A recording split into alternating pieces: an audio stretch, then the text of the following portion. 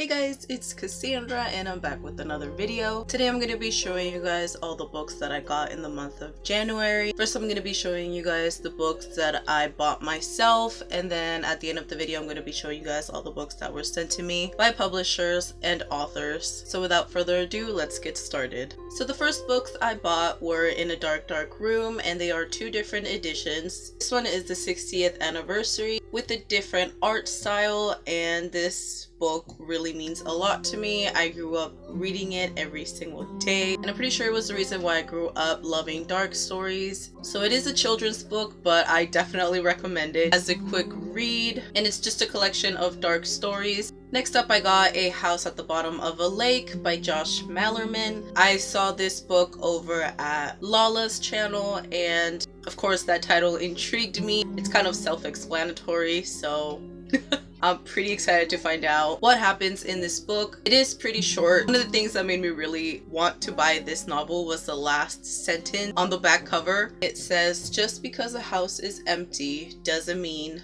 nobody's home." And that just sounds amazing. Next up, I bought some books over at Michael's, and they were all for $1, so I couldn't say no to them. First, we have Moby Dick by Herman Melville, The Adventures of Tom Sawyer by Mark Twain, Black Beauty by Anna Sewell, The Call of the Wild by Jack London, White Fang also by Jack London, and the one I'm most excited about, The Secret Garden by Frances Hodgson Burnett. I love this movie and I have yet to read the book, but now that I own it, I'm pretty excited to dive into it right away. And then I got The Cruel Prince by Holly Black. I've heard nothing but great things about this. This is the Barnes & Noble exclusive edition that also includes a bonus story. And of course we've all seen it, but it does have an amazing symbol on the naked hardcover. The original edition is actually white, so of course I had to get the black one. And I really don't want to know what it's about because I love going in blind. And then I bought Truly Devious by Maureen Johnson. Since I'm a part of Epic Reads Insiders, they actually sent me an early ebook of this novel and I fell in love with it. Since I'm a fan of true crime shows and stories, this book was perfect, right up my alley. And if you love true crime as well, you're gonna love this novel. Of course, it has a beautiful map.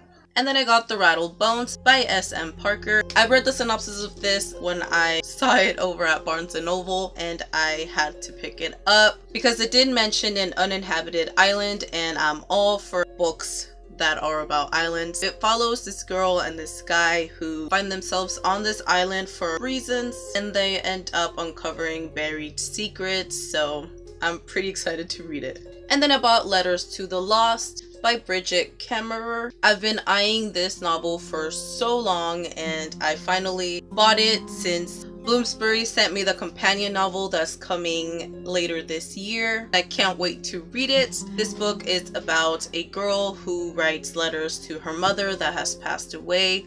And this guy stumbles upon one of the letters and replies to it. I don't think I've read anything quite like this, so I'm pretty excited.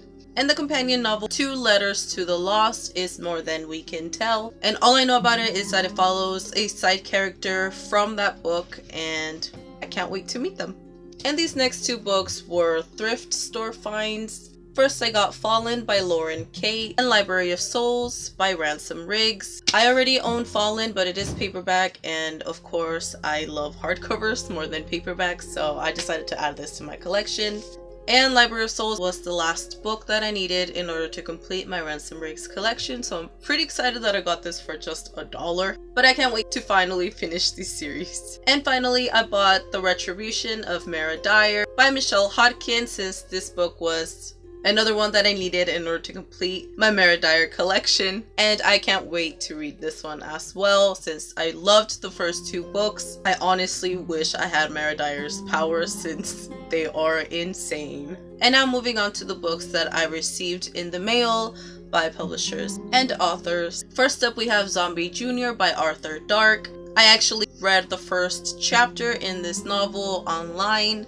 I will be linking it down below because I really loved it. This book is actually told from the perspective of a cockroach, and it follows this family of zombies that live in Plum Hollow, and they actually reside in the infamous house on the hill. This sounds like such a unique read, and I can't wait to read it. Arthur actually sent a fake little cockroach in the package. It was pretty fitting. Next up, I have a few books that were sent to me by Candlewick Press. I just started working with them, and I'm so excited to read these. So first up, they sent me The Stars at October Bend by Glenda Millard. This one comes out in May, and it follows this girl who struggles to speak, and this guy, he used to be a child soldier, and it sounds pretty unique. I don't think I've read anything that follows such characters, and of course I had to request it because it had the word October, even if it's spelled differently. And I'm pretty excited to see where their relationship takes us. And then they sent me Beast, A Tale of Love and Revenge by Lisa Jensen, and this one comes out in July. And as you can probably tell, it is a Beauty and the Beast retelling, which I'm so excited to read. Beauty and the Beast is my favorite fairy tale ever, so I make it a mission to collect anything Beauty and the Beast related. And next up, they sent me 2 books by Leslie Walton. We have The Strange and the Beautiful Sorrows of Ava Lavender. I've actually been pretty intrigued about this. I've actually been meaning to buy this book myself, so I'm pretty excited that they sent it to me. And they also sent me The Price Guide to the Occult. This book is completely stunning. This is a naked hardcover. It doesn't have a dust jacket, and it's a matte type of cover, and it's actually red all over. I'm completely in love with this book, and I still haven't read it yet. They sent me this beautiful temporary tattoo that matches the book.